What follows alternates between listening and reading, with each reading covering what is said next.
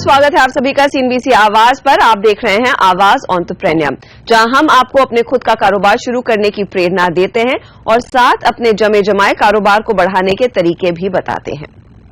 जानकार मानते हैं कि किसी भी स्टार्टअप की सफलता इस बात पर निर्भर है कि वो कितनी बड़ी प्रॉब्लम सॉल्व करते हैं या अपने इनोवेशन से कैसे लोगों की जिंदगी आसान बनाते हैं। लेकिन आज हम ऐसे स्टार्टअप से आपको मिलवा रहे हैं जो एक बहुत ही बेसिक एक्सेसरी से जुड़ी है।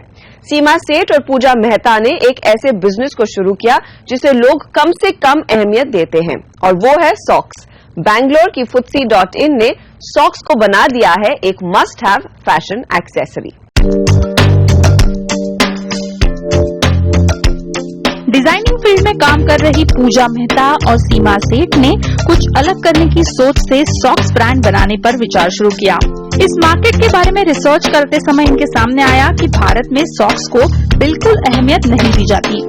वही गिने चुने रंग और मैन्युफैक्चरर्स के ब्रांड से ये मार्केट काफी सीमित रहा है, बल्कि विदेशों में सॉक्स का मार्केट, उसमें मौजूद ब्रांड्स के ऑप्शंस, वैरायटी देखते हुए सीमा और पूजा ने भारत में सॉक्स को फैशन एक्सेसरीज का दर्जा दिलाने के लिए FTSE का लॉन्च 2012 में किया।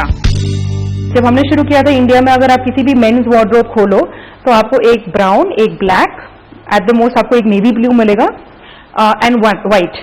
तो यही socks usually men used to wear in India at that point in time. And he said, why don't we kind of start something which is new? Why don't we do something in this space where we are able to kind of really create a unique product? So that's how the journey of FTSE began. Consciously decide किया कि हम सिर्फ एक product को लेंगे और उसको master करेंगे। तो हर तरह से जो एक कैटेगरी को लेके एक्सप्लोर कर सकते हैं हम वही करेंगे। तो जब हमने शुरुआत की थी तो ऑनेस्टली स्पीकिंग हमको पता नहीं था कि ये आइडिया सक्सेसफुल होगा कि नहीं, और हमें इंस्टिंक्टिवली मालूम था कि हम जो कर रहे थे वो करेक्ट था। हमारी फीलिंग बहुत स्ट्रांग थी इसके बारे में। सॉक्स को फैशन एक्सेसरी की तरह ग्राहकों के सामने पेश करने में सबसे बड़ी समस्या थी उसकी मैन्युफैक्चरिंग। डिजाइनर की क्रिएटिविटी कितनी ही आकर्षक क्यों न हो, उसे बनवा कर लेना फाउंडर्स के सामने सबसे बड़ा चैलेंज था। तो कन्विंसिंग कंज्यूमर्स एक बात होती है, लेकिन we have this challenge of convincing manufacturers where they are like ये तो कोई नहीं खरीदा, why do you want to even do this, हमारे पास ऐसे मटेरियल्स नहीं है, हम ऐसी टेक्निक्स नहीं ट्राई करेंगे। Because for them they only kind of produced mass scale the brown, black, white socks. For them even to get the yarns or do a little bit of experiment was a big thing for them at that point in time. FTSE 2012 में शुरू हुआ। ये e-commerce businesses का शुरुआती दौर था। तब कारोबार को सेट करना, ग्राहकों तक पहुंच बनाना, ग्राहकों का भरोसा हासिल करना, लॉजिस्टिक जैसी कई दिक्कतें मानते हुए FTSE ने रिटेलिंग के लिए पॉपुलर फैशन ई-कॉमर्स प्लेयर्स जैसे Amazon, फ्लिपकार्ट, मिंत्रा को चुना। विमेन्स सॉक्स से शुरुआत करने के बाद ग्राहकों के रिस्पांस से मेंस और किड्स सॉक्स की कैटेगरी भी FTSE ने लॉन्च की। लेकिन किड्स कैटेगरी के लिमिटेशन को समझने के बाद फाउंडर्स ने मेन एंड वुमेन सॉक्स पर फोकस कायम किया। जब हमने शुरू किया था, we began with a lot of women's socks. We thought that women will be the ones who will be willing to experiment more. So we began with designs in the women's range. We started getting men calling us up and saying that you don't have anything for us, or there were some men who were going to the women's section and buying the women's thing because they thought they were more stylized than what we were offering for the men. So while we began with women, then we added on, we figured that men are in fact the ones who want to experiment more. So we had a whole range of men's socks.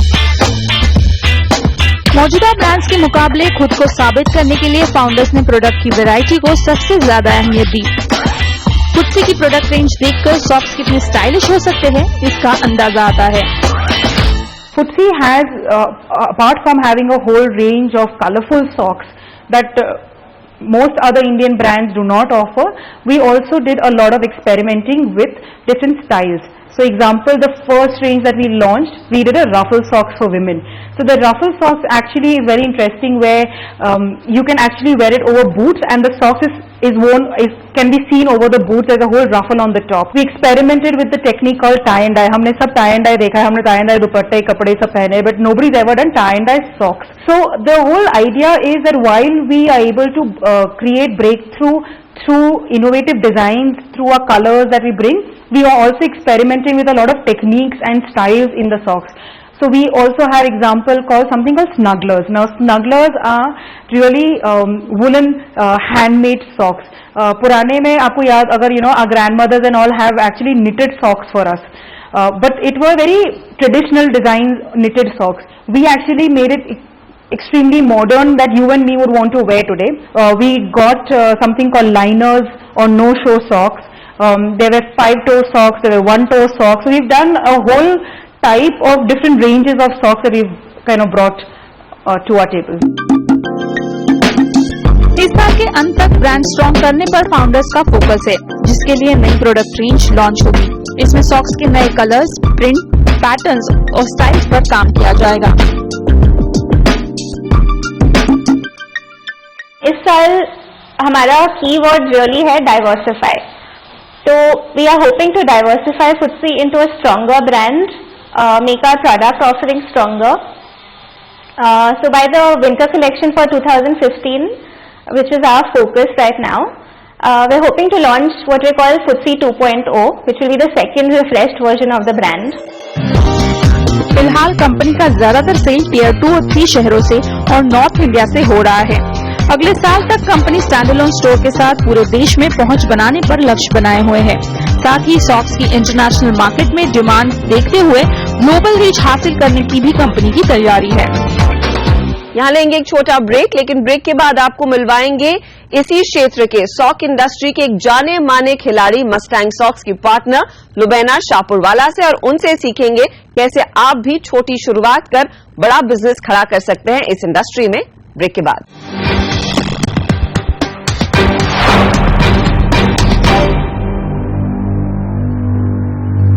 आवाज entrepreneur में आपका एक बार फिर स्वागत है। इस हफ्ते हमारी नजर है एक बहुत ही इंटरेस्टिंग मार्केट पर, वो है सॉक्स। ब्रेक से पहले हमने देखा कैसे Footsie.in ऑनलाइन रिटेल के सहारे एक छोटे से ब्रांड को बड़ा करने में कोशिश कर रही है, जमी हुई है। लेकिन आज हम बात कर रहे हैं एक और एस्टैब्लिश्ड ब्रांड से, मस्टैंग सॉक्स, जो 27 से 26 साल पुरानी कंपनी इंडिया में एस्टैब्लिश्ड है। और हमारे साथ है कंपनी की पार्टनर लुबैना शाहपुरवाला। लुबैना, स्वागत है आपका CNBC आवाज पर। एक बहुत ही नोन ब्रांड है मस्टैंग, और आजकल हम देख रहे हैं हर छोटे कॉर्नर में छोटी छोटी कंपनियां सॉक मार्केट में आ रही है, अनऑर्गेनाइज्ड प्लेयर्स काफी ज्यादा हैं। आपकी जर्नी कैसी रही है मस्टैंग को एक बड़ा प्रोमिनेंट ब्रांड बनाने के लिए? हमारी शुरुआत अनऑर्गेनाइज्ड ही हुई है। बहुत ही छोटे जगह से सोर्सिंग शुरू की हमने, और फिर खुद का मैन्युफैक्चरिंग स्टार्ट करा। जिस हिसाब से हम बिजनेस को ड्राइव करना चाहते थे, हमें मार्केट लीडर्स बनना था, फॉलोअर्स नहीं, इनोवेशन को करना था। इसीलिए हमने जितनी भी सॉक्स की रेंज आप हमारी देखोगे, it is innovative, it is creative, it is colourful. हमारी प्लेसमेंट भी इसी हिसाब से होती है, क्योंकि हमारे पास जो है किसी के पास नहीं मिलेगा आपको। आई कैन गर्व से बोल सकती हूँ मैं। और जो भी करते हैं हम बेस्ट करना चाहते हैं। सो कोई कॉम्प्रोमाइज है नहीं हमारी क्वालिटी और हमारी प्रोडक्ट में। तो इसीलिए हमने अनऑर्गेनाइज सेक्टर से जो शुरुआत की, बाहर से खरीदते थे, खुद धागा देते थे। आज की तारीख में हमारी फैक्ट्री, हमारी जो पूरी फैसिलिटी है, it is organised, it is compliant, and I am proud to say that I think हमारे जैसी फैक्ट्री आपको इंडिया में, पूरे इंडिया में मिलेगी नहीं। क्योंकि आपने इतने साल देखे इस इंडस्ट्री में, किस तरह के बदलाव आए? क्योंकि इनिशियली मुझे याद है जब हम स्कूल में थे, नॉर्मली चलन था या तो आप व्हाइट मोजे पहनोगे या ब्लैक मोजे पहनोगे। एट द मोस्ट लड़कियों को थोड़ा सा ऑप्शन मिल जाता था, मोजों पर थोड़ा सा लेस होता था। उस मार्केट में काफी बदलाव आ रहा है। अब अडल्ट्स भी कलरफुल सॉक्स पहनने लगे हैं, तो वो कैसा था इनोवेशन लाना और स्कूल में बदलाव देखिए, आज की तारीख स्कूल में बदलाव देखिए। पहले की स्कूल क्या थी, आज की स्कूल क्या है। आज की स्कूल चाहती है कि लोगो वाले सॉक्स मिले, कुशन वाले सॉक्स मिले, इलास्टिन के साथ मिले, कूल मैक्स धागे के साथ मिले। सो आज की तारीख में स्कूल चाहती है कि हमारे स्टूडेंट को बेस्ट मिले, तो बेस्ट ही खरीदेंगे। इस बहुत ही सिंपल सी बात है। आज की तारीख में people don't want to compromise, and they will deal with people only who don't want to compromise. तो तो ऐसे में इस तरह के बिजनेस में क्या उतरना आसान बात रही है आपके लिए, क्योंकि नायलॉन सॉक से फिर लोगों को आदत डालना कि आप कॉटन सॉक्स यूज करें and then of course colourful socks में शिफ्ट करें? बहुत ही मुश्किल था। मतलब सबसे बड़ा चैलेंज आपके लिए क्या था? पहले तो स्पैंडेक्स इंट्रोड्यूस किया हमने, जो सॉक्स इतनी जुराब जो बोलते हैं इतनी बड़ी लगती थी, अब इतनी छोटी लगने लगी। तो हमें खुद जाके शॉप स्टॉप जैसी दुकान में खुद ट्रेनिंग करनी पड़ी कि भाई इसको खींचो, आप देखो स्ट्रेच होती है। तो इस हद तक जो हमारे फाउंडर है खुद जाके सिखाए थे, तो फिर सबको इट वाज एन एजुकेशन। और today because of the internet, because of इतने सारे ब्रांड्स जो आए हैं, उसको देखकर people want to be more educated. And today because हमारे पास ये पहले नॉलेज का जो बेस है और हम ऑलरेडी बांट चुके हैं, हमारे पास ऑलरेडी, मेरे पास वो लेगेसी है, मैं सिर्फ आगे लेके जा रही हूँ। ओके, अगर आप मैन्युफैक्चरिंग पर फोकस करें, कंसिडरिंग ये शो वो लोग देखते हैं जो खुद का बिजनेस शुरू करना चाहते हैं, कितना इम्पोर्टेंट है जब आपकी नई शुरुआत हो एक मैन्युफैक्चरिंग सेटअप इनिशियल डेज से ही उसके बारे में सोचे, या फिर ठीक है जैसे आपने भी पहले आउटसोर्स किया अपना प्रोडक्ट, उसको मॉनिटर किया और फाइनली इवेंचुअली आपको एक मैन्युफैक्चरिंग सेटअप इस इंडस्ट्री में लगाना पड़ेगा, और फिर कितना निवेश लगता है ऐसे सेटअप के लिए? इन्वेस्टमेंट तो बहुत लगती है, और मैं सिर्फ पैसे की बात नहीं कर सकती हूँ, टाइम, एनर्जी, बहुत ही लगा, लेकिन उसका फल बहुत ही मीठा है। सॉक्स एज एन इंडस्ट्री आप देखने चाहिए तो इज एक्सट्रीमली कैपिटल इंटेंसिव। सारी मशीनें एयर कंडीशन यूनिट में रहनी चाहिए, ना तो फिर लेबर स्किल्ड होना चाहिए। हम खुद लेबर को, हमारे जो ऑपरेटर्स है, हमारे जो टेक्नीशियंस है, हम ट्रेन खुद करते हैं, so that we do not encourage the idea of poaching. तो we pick up from the operator level, और हम खुद ट्रेन करते हैं, और हमारे पास खुद इतने लोग हैं। लोग भी बहुत ज्यादा चाहिए। It is an extremely skill. ऐसा नहीं कि आपने बटन दबाया और सॉक्स निकल आया, धागा लगाया। देयर आर मल्टीपल प्रोसेसेस उसके बाद, तो इन्वेस्टमेंट भी बहुत है, एनर्जी भी बहुत लगेगी, लेकिन अगर आपने ठान लिया है कि बस आपको बेस्ट करना है, वो हो पाएगा। ओके, क्योंकि आपकी यूनिट की स्केल काफी बड़ी है, आप लगभग 10 लाख सॉक्स हर महीने बनाते हैं जी। तो अगर किसी ने छोटी शुरुआत करनी है, एक आइडियल क्वांटिटी क्या होगी, और क्या आप अपने पहले थोड़े बहुत सैंपल्स बनाएं, फिर मार्केट में जाएं, देखें किस तरह का रिस्पांस बन रहा है, डिजाइन को कितना तवज्जो दें, और most importantly raw material sourcing is a big factor, तो वो कहाँ से आप लेकर आते हैं? रॉ मटेरियल सारा इंडिया से आता है, हमारे सारे सप्लायर्स इंडिया से ही है, और एक प्लेटफॉर्म क्रिएट करना चाहते हैं हम। जैसे कि गवर्नमेंट की एसोसिएशन है, इंडस्ट्री की एसोसिएशन है, आज तक सॉक्स की है नहीं। मैं अब इस कोशिश में लगी हूँ कि सॉक्स का एसोसिएशन बनाएं, ताकि आज कोई आए हमारे पास और बोले कि मुझे शुरुआत करनी है, I will reach out, because जब इंडस्ट्री बढ़ेगी नॉलेज बढ़ेगा, and at some point there will be हम लोग कर सकते हैं कि एक इंडस्ट्री की ट्रेनिंग सेंटर शुरू कर सकते हैं, क्यों नहीं?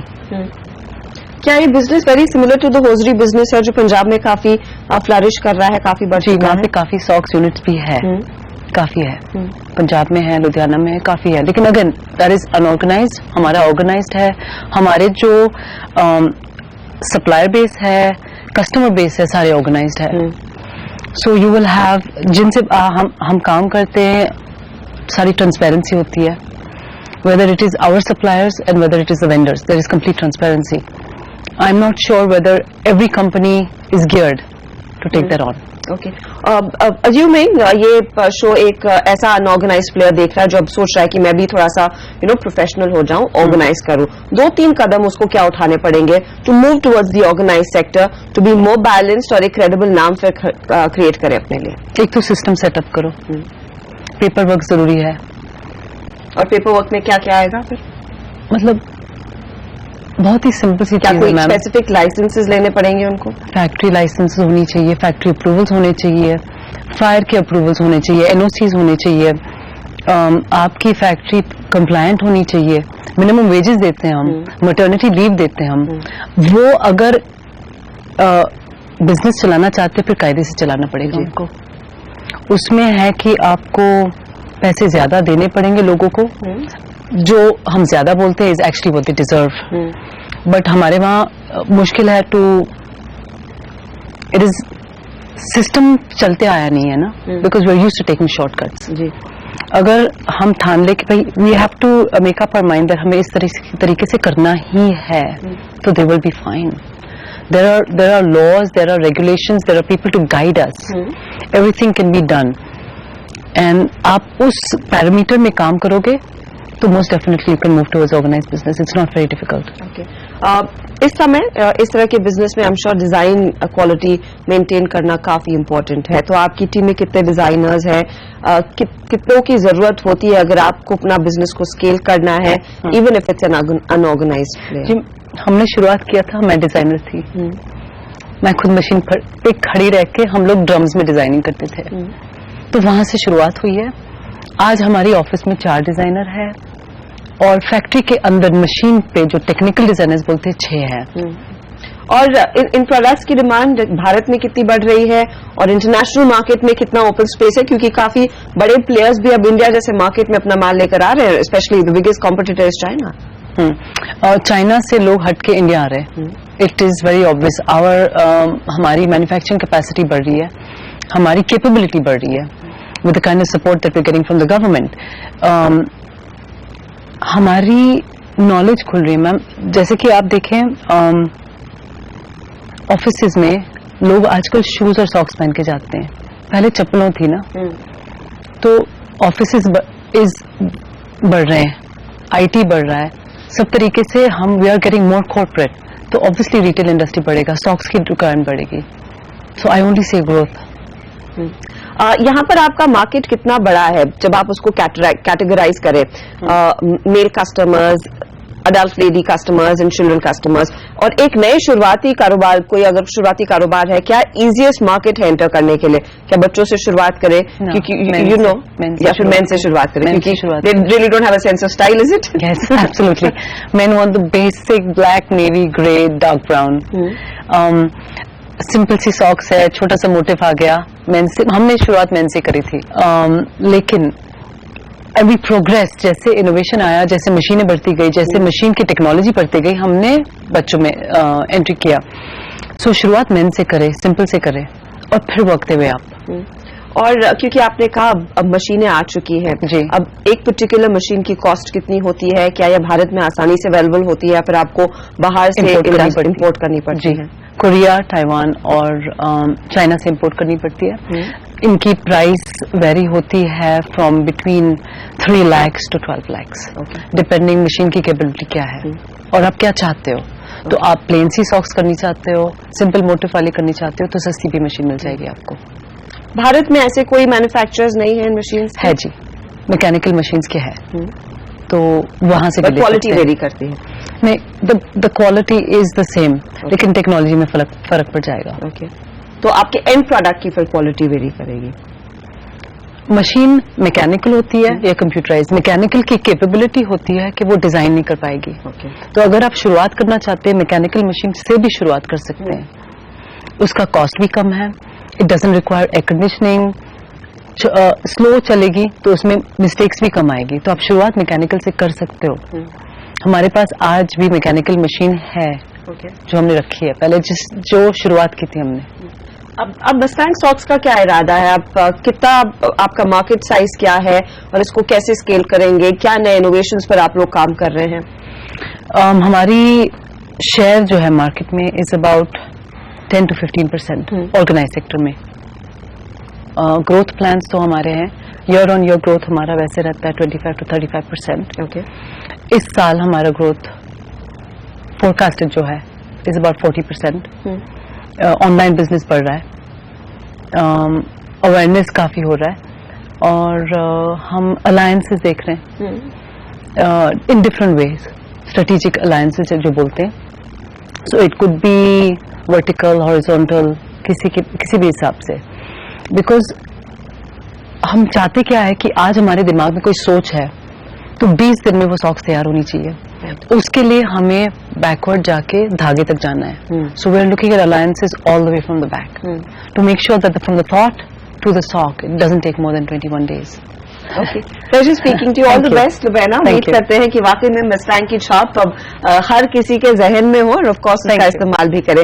इसी के साथ हम लेंगे एक छोटा सा ब्रेक, लेकिन आप बने रहिएगा CNBC आवाज के साथ।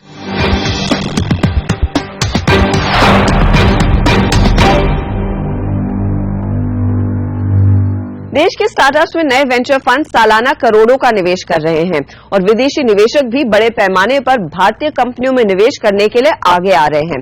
इक्विटी मार्केट के इन्वेस्टमेंट गुरु मार्क मोबियस ने मुंबई की एक छोटी सी कंपनी एंट्रोपी में निवेश किया है।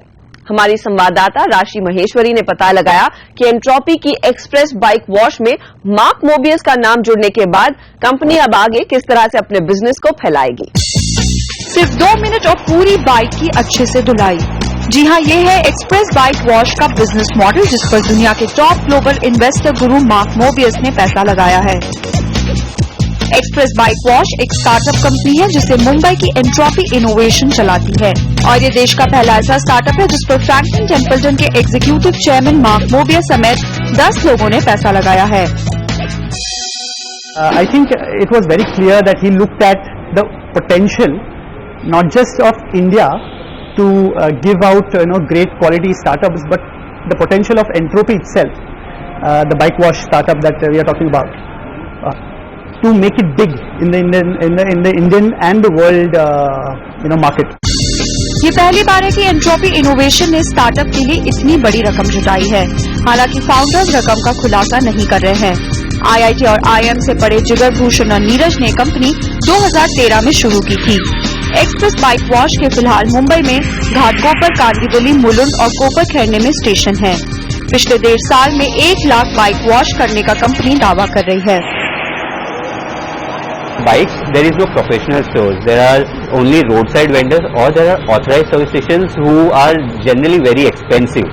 When if you go to an authorized service station, it's not specifically for detailing, it is for all sets of services like repair work. So they try to oversell you, upsell you, lot of different stuff which you don't want. हमारा देश 2 wheelers का सबसे बड़ा market है। इस market के potential को देखते हुए कंपनी बाइक वॉशिंग के लिए सिर्फ 50 रुपए से 500 रुपए तक चार्ज करती है। एंट्रोपी इनोवेशन इस एंजल इन्वेस्टमेंट को अपने फ्यूचर एक्सपेंशन प्लान में लगाना चाहती है। It's a completely new concept, first of its kind in India. तो लोग देखते ही उसको मतलब उसके दिमाग में रजिस्टर हो जाता है and they always keep coming back with starting their own business, या फिर जैसे हमने ऑथराइज सर्विस सेंटर्स में दिया है तो many dealers go there, have a look at the machine and उसके बाद they call us. So most of the inquiries have been incoming right now और already we are like flooded with inquiries on daily basis. We are getting around 15-20 inquiries, people who are interested in the machine. और ये जो है हमारी जो आगे की 1-2 साल की प्लानिंग है उसके लिए I think we have sufficient leads and sufficient inquiries to grow nationwide. Company express bike की पहुंच देश भर में करने के लिए खुद के स्टोर शुरू करेगी। साथ ही malls, parks, petrol pumps, auto service centre जैसी जगह को टारगेट करते हुए कंपनी फ्रेंचाइजीज का रास्ता अपनाकर जल्द विस्तार पर फोकस बढ़ा रही है। राशि महेश्वरी, मुंबई। इसी के साथ आवाज एंटरप्रेन्योर में इस हफ्ते इतना ही। अगले हफ्ते फिर मुलाकात होगी कुछ और नए इंटरेस्टिंग आइडियाज के साथ। आप हमसे संपर्क में जरूर रहें, फेसबुक और ट्विटर के जरिए। Take care.